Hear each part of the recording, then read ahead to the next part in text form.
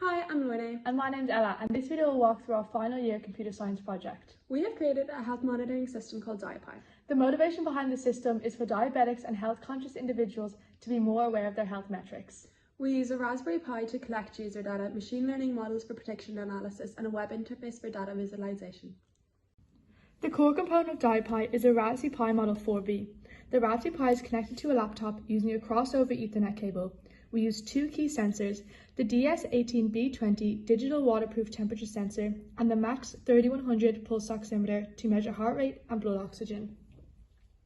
Detailed instructions on how to set up the sensors can be found in the technical manual, but as an overview, to connect the temperature sensor to the breadboard, we use the power, data and ground pins.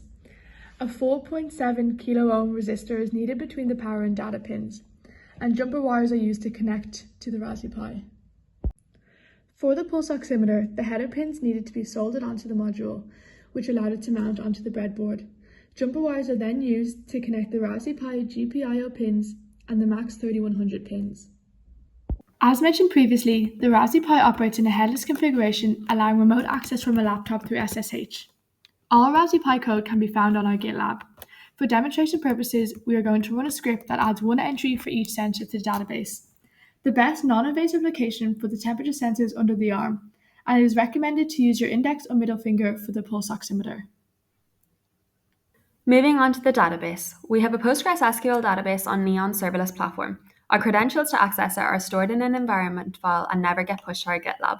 The database is fully normalized up to the third normal form and has three models: user, user extended, and sensor data. The sensor data comes from the Raspberry Pi. The entry from earlier is the first row you can see here. The next model we have is the user data that gets data through login and sign up.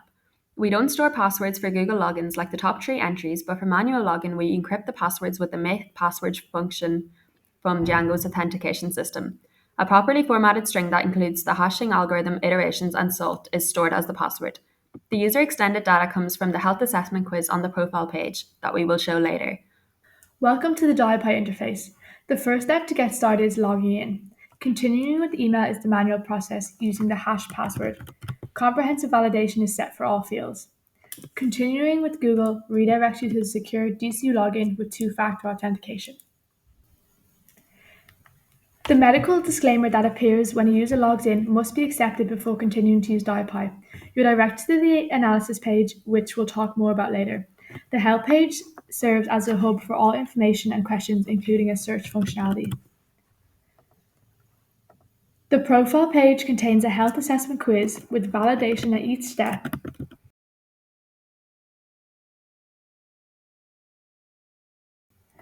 Account management allows you to edit your profile and delete your account.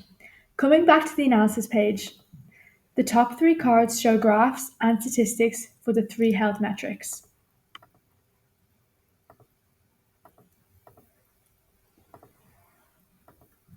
The statistics modal displays a summary of user health metrics, including monitoring duration, data consistency, and abnormal readings. On the prediction modal, we have three tabs for heart rate, blood oxygen, and temperature, each with time filters. The graph shows historical data is filled in dots. These values come from our database model, sensor data.